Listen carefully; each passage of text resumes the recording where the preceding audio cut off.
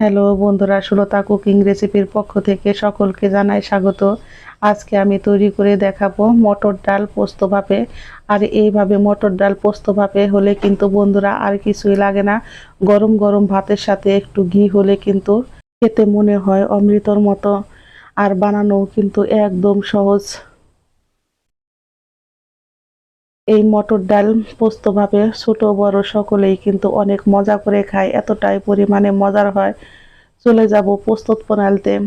এখানে নিয়েছি আমি 1 কাপ পরিমাণে মটর ডাল। ডালটাকে কিন্তু আমি এখন জল দিয়ে ভালো করে ধুয়ে ভিজিয়ে রেখে দেব 4 থেকে 5 ঘন্টা, যাতে ডালটা আমার খুব ভালো করে ভিজে। আপনারা যদি সকালে বানান তাহলে কিন্তু রাত্রে ভিজিয়ে রেখে দিবেন। ডালটা কিন্তু আমার খুব ভালো করে ভিজে গেছে। এখন এগুলোকে আমি শিলপাটায় বেটে নিব। আপনারা চাইলে কিন্তু মিক্সার ব্লেন্ডারেও বেটে নিতে পারেন, তাতে কোনো অসুবিধা নেই। আর ডালটা দেখতেই পাচ্ছেন ফুলে কিন্তু ডাবল হয়ে গেছে। আমি ডালটা বেটে নিব 4টা কাঁচা লঙ্কা দিয়ে। এখানে নিয়েছি আমি 3 চামচ পরিমাণে পোস্ত আর 1 চামচ পরিমাণে সর্ষে। বন্ধুরা, সর্ষে আর পোস্তটাকে অল্প পরিমাণে একটু জল দিয়ে আমি কিন্তু শিলপাটায় বেশ ভালো করে বেটে নিব।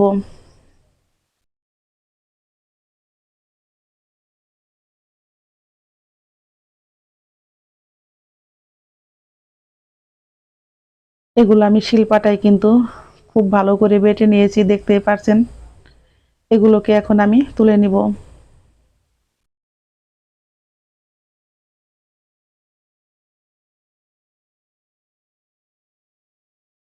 এখন আমি ডালগুলোকে কিন্তু খুব সুন্দর করে বেটে নিব। আমি কাঁচামরিচ দিয়ে ডালগুলোকে কিন্তু মিহি পেস্ট তৈরি করে নিব।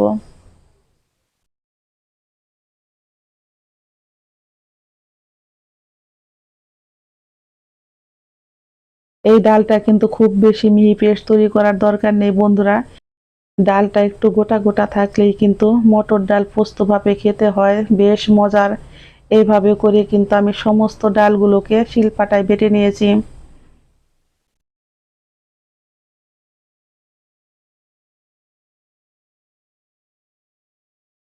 এগুলো আমার খুব সুন্দর করে বাটা হয়ে গেছে। এখন এর মধ্যে দিয়ে দেব পোস্ত বাটা,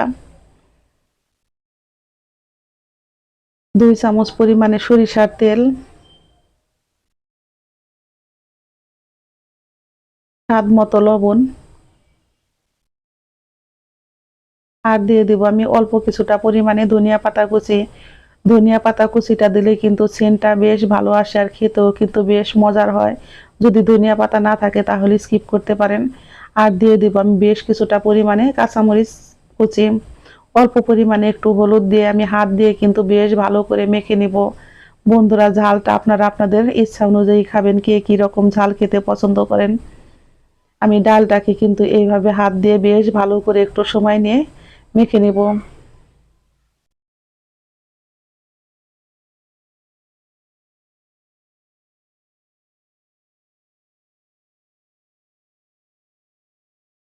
ডালটা কিন্তু আমার মাখা রেডি হয়ে গেছে।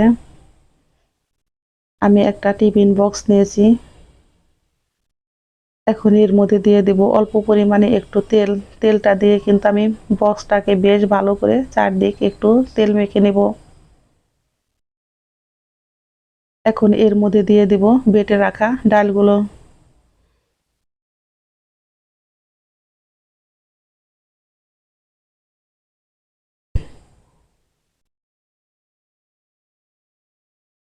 হ্যালো বন্ধুরা, সুলতা কুকিং রেসিপির পক্ষ থেকে সকলকে জানাই স্বাগত। এই পর্যায়ে আমার ডাল পোস্ত ভাপে যদি একটু ভালো লেগে থাকে অবশ্যই একটা লাইক কমেন্ট শেয়ার করতে ভুলবেন না। যারা আমার নতুন বন্ধু আছেন এই চ্যানেলটিকে একটা সাবস্ক্রাইব করবেন। আমার নতুন এবং পুরাতন সকল বন্ধুদের জানাই আমি অসংখ্য ধন্যবাদ। এখন আমি এর মধ্যে দিয়ে দিব 3টা কাঁচামরিচ। আমি এখানে কিন্তু 3টা কাঁচা পাকা কাঁচামরিচ দিয়েছি। আর দিয়ে দেব আমি, এখন আমি উপর দিয়ে ছড়িয়ে দেব অল্প পরিমাণে একটু সরিষার তেল। তেলটা দিয়ে কিন্তু আমি বক্সের মুখটা ঢাকনা দিয়ে ঢেকে দেব। চলে যাব চুলায়। চুলায় আমি একটা কড়াই বসিয়ে দিয়েছি, তাতে দিয়েছি 1/2 লিটার পরিমাণে জল। এখন আমি কড়াইতে বক্সটাকে বেশ ভালো করে বসিয়ে দিয়েছি। চুলার আঁচটাকে কিন্তু মিডিয়ামে রেখে একটা ঢাকনা দিয়ে ঢেকে দেব। ঢাকনার ছিদ্রটা কিন্তু আমি এইভাবে একটু বন্ধ করে দিব, যাতে ভাপটা বাহিরে না বের হয়। এইভাবে আমি ভাপ দিয়ে নিব 10 থেকে 15 মিনিট। আর দেখতেই পাচ্ছেন জলটা কিন্তু কত সুন্দর ফুটছে। এইভাবেই কিন্তু আমার রেডি হয়ে যাবে ডাল পোস্ত ভাপে। জলটা কিন্তু আমি একদম শুকিয়ে নিয়েছি, দেখতেই পাচ্ছেন বন্ধুরা। আমি এটাকে ঠান্ডা করে চুলায় থেকে নামিয়ে নেব। বন্ধুরা, টিফিন বক্সটা আমি একটু খুলে দেখাচ্ছি। দেখুন কত সুন্দর হয়েছে কিন্তু এই মটর ডাল পোস্ত ভাপে। উপরটাও কিন্তু আমার একদম সুন্দরভাবে হয়ে গেছে। আর নিচটাও দেখতে পারছেন, মনে হচ্ছে যে কেকের মতো। আর এই ডাল পোস্ত ভাপে বন্ধুরা খেতে হয় কিন্তু অসাধারণ মজার। একবার আপনারা তৈরি করলে বারবার তৈরি করে খেতে চাইবেন। চলে যাব আবারও চুলায়। কড়াইতে আমি দিয়েছি পরিমাণ মতো সরিষার তেল আর 4টা শুকনো লঙ্কা। এগুলোকে আমি ভেজে তুলে নিব। আমি এখন তেলের মধ্যে আবারও দিয়ে দেব একটা শুকনো লঙ্কাকে ছোট ছোট টুকরো করে, আর দিয়ে দেব আমি হাফ চামচ পরিমাণে কালো জিরে। ফোড়নটা আমার রেডি হয়ে গেছে। এখন আমি দিয়ে দেব এই ডালগুলো। ডালগুলো দিয়ে কিন্তু আমি একটু নেড়ে নিব। আপনারা চাইলে কিন্তু এইভাবেও মেখে নিতে পারেন শুকনো লঙ্কা দিয়ে। আবার সরিষার তেল বাকি ঘি দিয়ে গরম গরম ভাত বাকি রুটির সাথে খেতে হয় কিন্তু দুর্দান্ত মজার।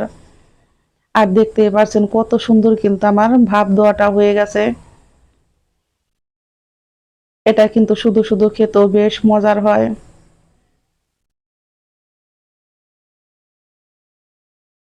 এই ডাল পোস্ত ভাপে কার কেমন লেগেছে অবশ্যই বন্ধুরা কমেন্ট বক্সে আমাকে জানাবেন।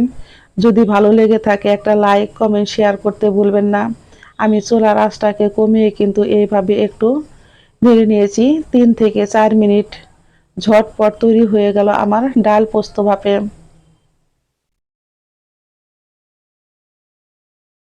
এখন আমি এর মধ্যে দিয়ে দেব ভেজে রাখা সেই শুকনো লঙ্কাগুলোকে দিয়ে কিন্তু আমি আবারও একটু নেড়ে নিব। আমি কিন্তু চুলার আঁচটাকে বন্ধ করে দিয়েছি বন্ধুরা। আর দিয়ে দেব আমি অল্প একটু পরিমাণে সরিষার তেল মাখার জন্য। বন্ধুরা, তেল আর শুকনা লঙ্কাটা দিয়ে কিন্তু আমি এইভাবে বেশ ভালো করে একটু মেখে নিয়েছি। আমি অপেক্ষা করব এটা ঠান্ডা হওয়ার জন্য। এগুলো আমার ঠান্ডা হয়ে গেছে। এখন আমি হাত দিয়ে এইভাবে গোল গোল তৈরি করে নিব।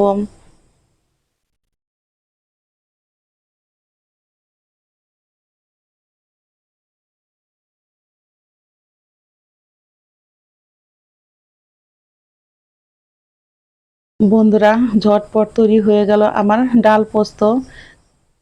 দেখতে যেমন সুন্দর হয়েছে খেতেও হয়েছে কিন্তু বন্ধুরা সেই স্বাদ দারুণ মজার।